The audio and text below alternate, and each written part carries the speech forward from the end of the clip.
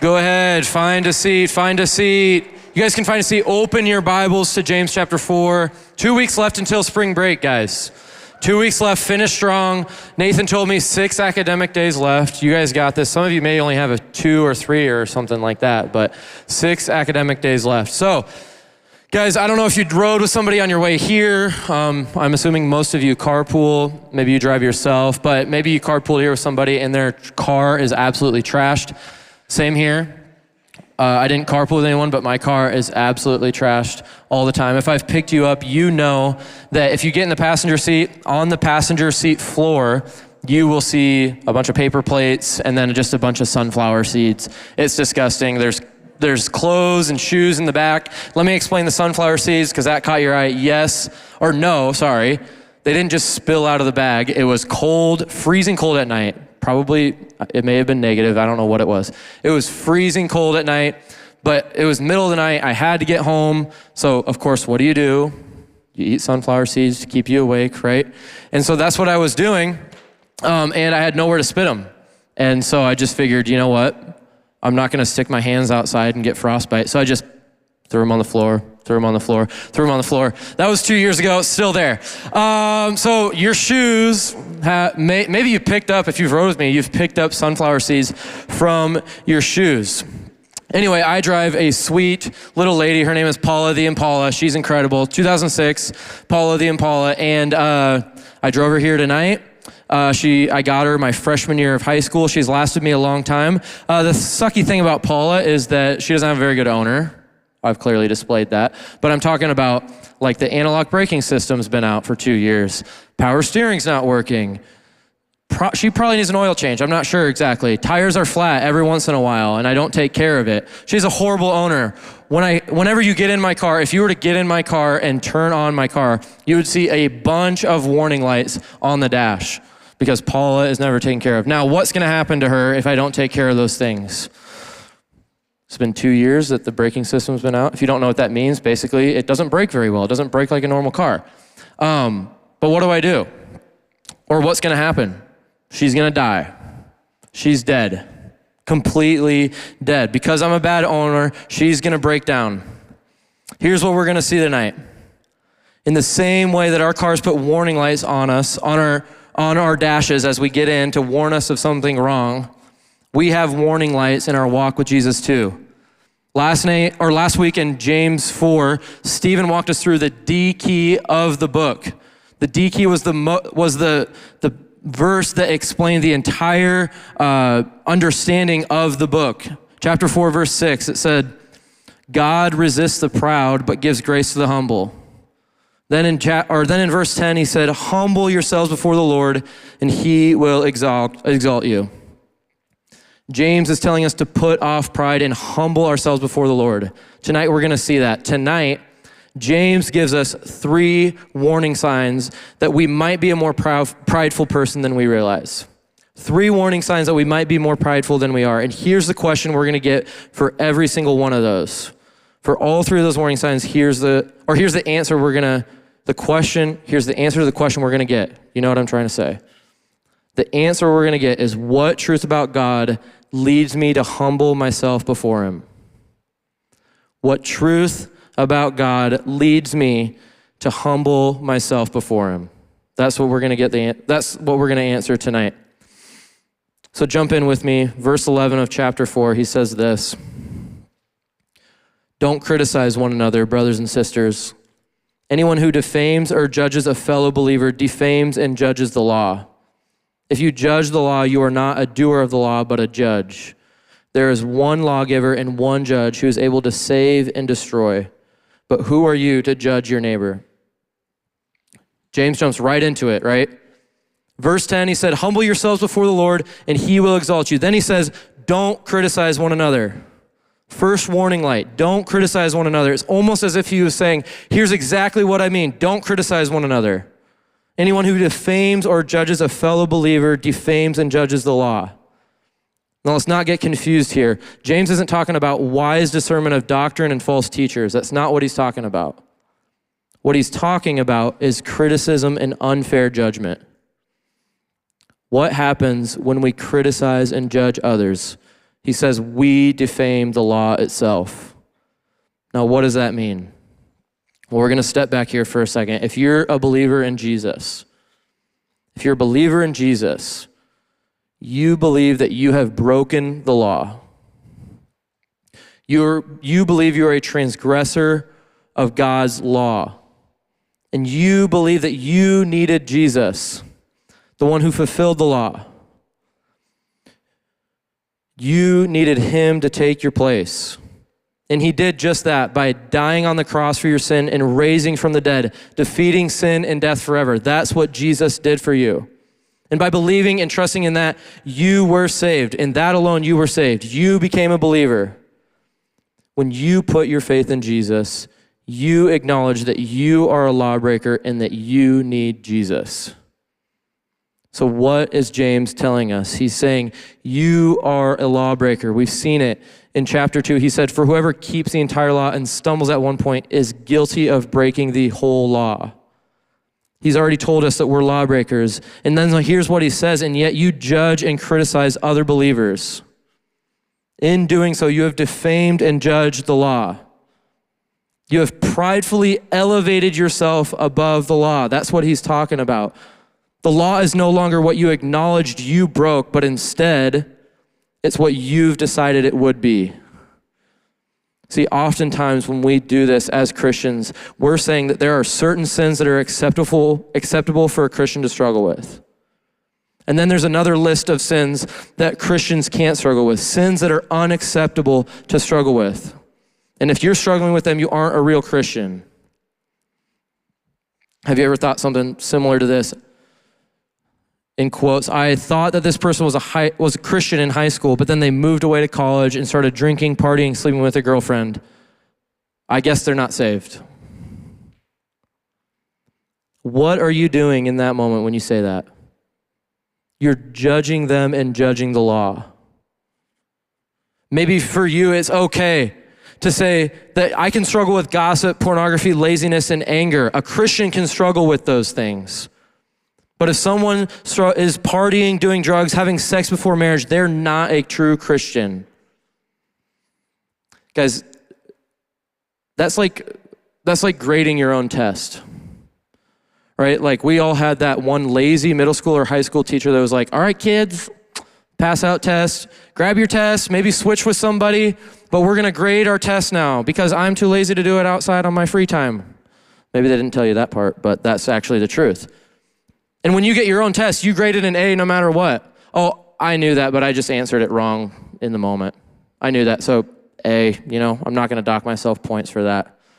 And then you gotta switch with the person that you really don't like in class, the guy or girl that's just annoying. And you are nitpicky on every single thing that they do. Whoop, you spelled that word wrong. That's half a point off. Let's be honest. Letting students grade their own tests is stupid. Why are we doing that? Students should not be grading their own tests. That's my own opinion anyway. In a way, though, when we grade our own tests, in a way, criticizing and judging is like grading your own test. And then being asked to grade someone else's test. When we criticize and judge others, we judge the law. We pridefully elevate ourselves above the law of God. And what do we see? Instead of pride, he's calling us to humble ourselves before the Lord. What does this look like? Well, look at verse 12. He said, there is one lawgiver and judge who is able to save and destroy. But who are you to judge your neighbor? Here's what we need to do. We need to humble ourselves with the awareness that he is the ultimate judge and he is the lawgiver. He's the one who determines who's saved and destroyed. There's one lawgiver and one judge. A lot of us probably don't think that we are puffed up in pride when we judge others, but that's exactly what we're doing. And instead, James tells us to humble ourselves before the Lord with the awareness that there's one lawgiver, that there is one judge, and he will judge those who are saved and who are not. It's the first warning sign that he gives us, criticizing and judging. Humble yourselves before the Lord because he is the ultimate judge. What's the second warning sign? Look at verse 13 with me. He says, "Come now, you who say, today or tomorrow we will travel to such and such a city and spend a year there and do business and make a profit. Yet you do not know what tomorrow will bring, what your life will be. For you are like a vapor that appears for a little while, then vanishes. Instead, you should say, if the Lord wills, we will live and do this or that. But as it is, you boast in your arrogance. All such boasting is evil. So it is sin to know the good and yet not do it." Okay, here James is drawing out this scenario, right? He says, today or tomorrow we will travel to such and such a city and spend a year there, do business there, make a profit there. The scenario of planning for the future. Now, what a very unique thing to be talking about in front of a group of people who are planning their future, right? The majority of you in this room are here to prepare for your future. You left high school knowing I'm going to be a nurse, and so the next step in that is I'm going to go to Minnesota State, and I'm going to get my nursing degree, and then I'm going to go work for Mayo. Maybe you don't want to work for Mayo, whatever you choose, but that was your plan. Some of you are going to be pilots, which is insane because you're not at all, now I just lost my thought, mature enough to be a pilot, in my opinion. But you're skilled enough, and that's all that matters. You're skilled enough to be a pilot. You've come to be a pilot. Maybe you want to fly commercial, private. Maybe you want to, I don't know, whatever you have for your plans. Maybe you want to fly seaplanes. That would be awesome. Take me out there to Alaska with you so I can trout fish. That'd be amazing. Some of you are here to be engineers. You're here to be a teacher. You're here to be a psychologist, a supply chain manager. I don't know what it is, but you're here to plan for your future. And there's nothing wrong with that. In fact, planning is a good thing and is necessary in a lot of ways. But what does he say? Yet you do not know what tomorrow will bring, what your life will be. James is saying, how do you know what's going to happen? How can you possibly know the trajectory of your life? In verse 16, he says that when you do that, you boast in your arrogance. All such boasting is evil. And instead of boasting in that way, James is telling us to do something different. He says, if the Lord wills, we will live and do this or that. He isn't telling us to not plan, but we should do it in a way that acknowledges God's power over our lives. Now, a lot of us in this room are planning for our future, and that's great. But some of you have no idea what you want to do. Some of you don't know what you want to do. And I'm going to be that voice that tells you, that's okay.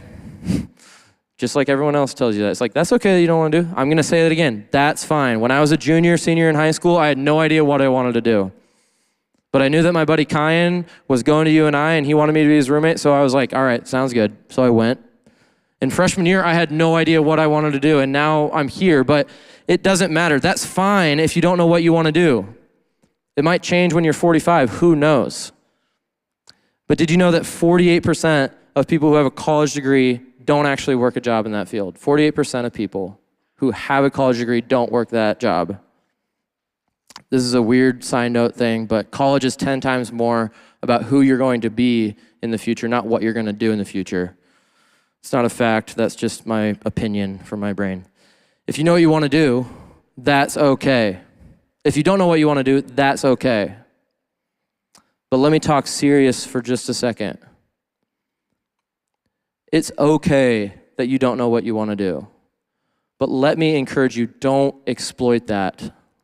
Don't continue to use that as an excuse. That can lead to laziness and slothfulness.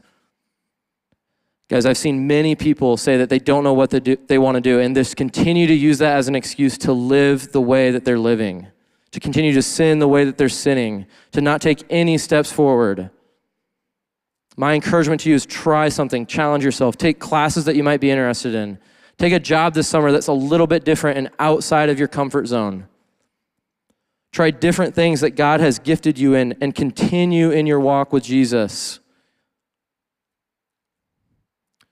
Some of you don't know what you want to do. That's okay. But either way, whether you know what you're going to do or you don't, our posture has to be the same. Everything is based on if the Lord wills. Humble yourself with the awareness that God wills everything. Nothing happens without his okay. We need to humble ourselves before the Lord with this posture and say, I don't know exactly what the future holds. I have plans, but whatever it is God's will. Now you might be thinking and wondering something along these lines. What if the future holds hard things for me? But what if the future holds hard things? What if difficult things happen? Did God will those things? Well, who is God? God is a sovereign God. He is all-knowing and infinitely wise. That is totally true. But he isn't controlling all things. Just hear me for this for just a second. He is not controlling all things, but he permits all things to happen. For example, God may not have controlled that great internship you had fell through, but God permitted it to happen. Why? Because he has an ultimate plan. Romans 8:28 says that we know that in all things God works for the good of those who love him. We may not know why God allowed something to happen, but he knows and he has a plan for it. A pastor in Minneapolis named John Piper, he's one of my favorite people to listen to. He wrote an article and I read it this week, and at the end he said this. The question is, which would you rather live? In which world would you rather live? One where humans or Satan or chance governs what happens to you, or one where an infinitely good, infinitely wise, infinitely powerful God works everything together for those who love and trust him for his glory. God is infinitely good, infinitely wise, and infinitely powerful, and we are not. So when we plan, and we say, if the Lord wills, we need to be aware that not everything may line up like we think it will. That there may be hardships. And as we look to the future, here's what we need to have. We need to humble ourselves before the Lord with the awareness that he is sovereign over all things. The response to the first warning sign is humble yourselves before the Lord with the awareness that he's the ultimate judge. Second warning sign, as we look to the future, humble ourselves before the Lord with the awareness that he is sovereign.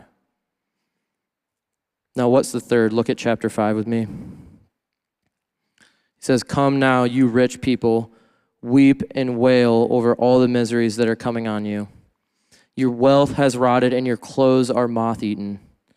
Your gold and your silver are corroded, and their corrosion will be a witness against you and will eat your flesh like fire. You have stored up treasure in the last days. Look, the pay that you withheld from the workers who mowed your fields cries out, and the outcry of the harvesters has reached the ears of the Lord of armies.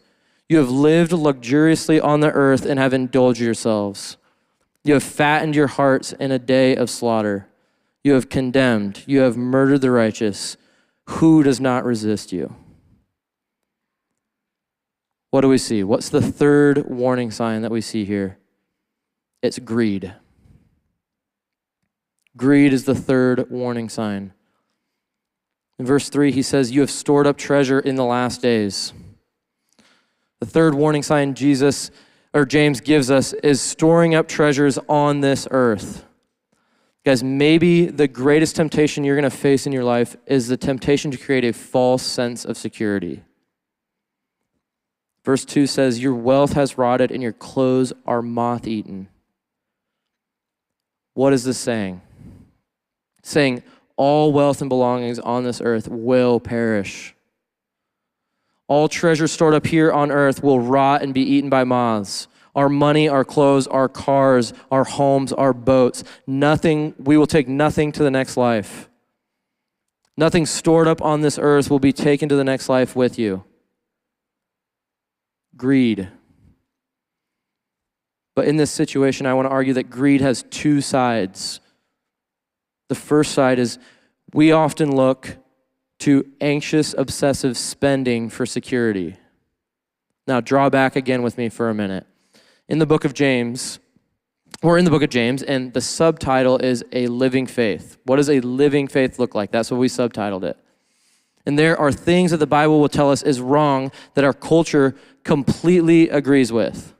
For example, we can all agree that oppression is bad. The people at the top taking advantage of the people on the bottom. In our American culture, that's a pretty big topic. And we're all in agreement. Most people are in agreement that oppression is bad. The Bible affirms that the rich oppressing the poor is wrong. That's super easy for us to agree with. But here's the thing. The Bible also challenges our culture in many ways. One of those is that we're talking about now. Oppression is bad. Our culture affirms that. But so is obsessive spending. Now for America, I don't know why I said it like that. That's a hard thing to get on board with. In America, that's a hard thing to get on board with. It's hard for our culture to agree that obsessive spending is wrong. But here's the beauty of Scripture. No matter what culture you're placed into, every culture in the world, the Bible will affirm something the culture says is wrong. But it will also challenge other things as well, like anxious, obsessive spending. This is a hard pill to swallow. It's a hard pill for me to swallow. I want the next thing. I want the nice things. I want a truck instead of a car. Paula, I'm sorry, but I want a truck. I want to buy a house for my family to live in. I want another Carhartt sweatshirt. Why? I don't know. Why do I want another Carhartt sweatshirt? Because once I have those things, I've made it, right? Once I have a truck and we own a house, I've made it. But what will help? What will happen? James tells us that they will rot and be eaten by moths. Guys, as silly as it sounds, we are tricked into believing that once we have these belongings, we've made it. That we're satisfied. We so easily think that these things bring us security, but it's actually a false sense of security.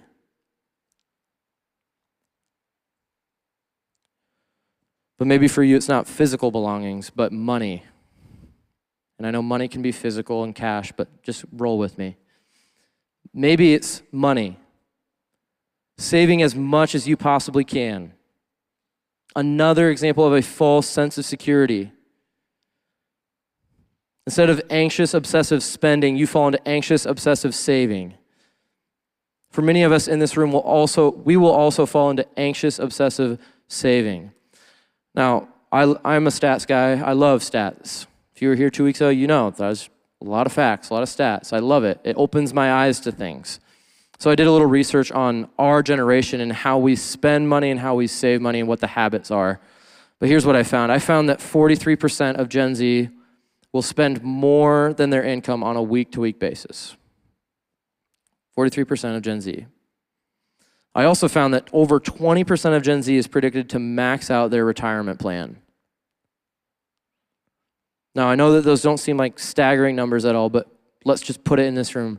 43% of you will spend more than your income. Just commit greed in that way. And 20% of you are on the opposite side of it. You'll save as much as you possibly can. When you put it like that, it's pretty eye-opening. At some point or another, we have looked at anxious obsessive spending or anxious obsessive saving for security. Now, please hear me. Please hear what I'm not saying to you. I'm not saying that you shouldn't save money and to be financially stable. That's not what I'm saying. And as ironic as it is for me to say this, I'm not saying don't fix your car when it's broken. But instead, we need to realize that those are both false senses of security. What's at the root of these false senses of security? It's pride. And what does it lead to? Verse 5. You have lived luxuriously on this earth and have indulged yourselves. You have fattened your hearts in a day of slaughter. Guys, we exercise pride when we think we can offer ourselves security. But in reality, we have fattened our hearts for slaughter. We have put our security in something other than Jesus for the day of judgment. So instead, we should humble ourselves before the Lord with the awareness that the day of judgment is coming. 1 Timothy 6:17 says this, instruct those who are rich in the present age not to be arrogant or to set their hope on the uncertainty of wealth, but on God, who richly provides all things to enjoy. Instruct them to do what is good and rich in good works and be generous and willing to share, storing up treasures for themselves as a good foundation for the coming age, so that they may take hold of what is truly life. Any treasure that we store up is for the coming age. And how do we do that? Being rich in good works, generous and willing to share. Instead of prideful security that doesn't actually offer security, we need to humble ourselves into the security of Jesus. We need to humble ourselves before God with the awareness that the day of judgment is coming. 3 warning signs. And all 3 of these warning signs, we're called to humble ourselves before the Lord. Chapter 4, verse 10 says, humble yourselves before the Lord, and he will exalt you. But we have to recognize something else first. We need to recognize the ultimate display of humility and exaltation. The ultimate display, it's the humility and exaltation of Christ. Philippians 2:7 says this, instead, he emptied himself by assuming the form of a servant, taking on the likeness of humanity. And when he had come as a man, he humbled himself by becoming obedient to the point of death, even to death on a cross. For this reason, God highly exalted him. Jesus had every right to have pride in his position. But instead, he took the form of a servant. He humbled himself before the Father and was obedient to the point of death. And then he was raised, and for that reason, God exalted him. The greatest display of humility. See, Jesus didn't judge the law and put himself over it. Instead, he came down to the law and fulfilled the law for us. He submitted his will to the Father's plans when he said, let this cup pass from me, yet not as I will, but as you will. And though he was rich in everything, he made himself poor for us so that we may become rich in him. Here's the call for tonight. Here's the call for tonight and for the rest of our lives. The call is to humble ourselves before Jesus. In the same way that he humbled himself before the Father, we need to humble ourselves before him. If you've seen these warning signs, the solution isn't to open the hood of your heart and fix your own pride. Instead, it's to humble ourselves before the one who has displayed the ultimate display of humility. It is to humbly acknowledge it to Jesus and receive his grace and allow him to heal your heart of pride. God opposes the proud, but gives grace to the humble. Therefore, in verse 10, he said, humble yourselves before the Lord, and he will exalt you. Let's be people who don't fall to pride, but humble ourselves before the Lord, before Jesus. Let's pray.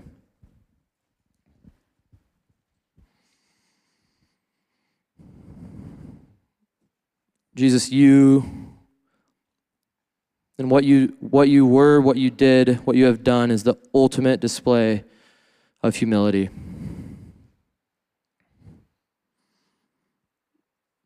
Jesus, would these warning signs, would they be on our hearts? And would we ponder them? Would we question whether we're criticizing and judging others, or we're planning presumptuously in the future, or we're greedy with our possessions or our money? God, by your Spirit, would you search our hearts, and would you convict us of any pride that we are walking into this place with? Jesus, you tell us to humble ourselves before you, and you will exalt us. Jesus, we come as prideful people. Would you lead us to humble ourselves before you? Amen.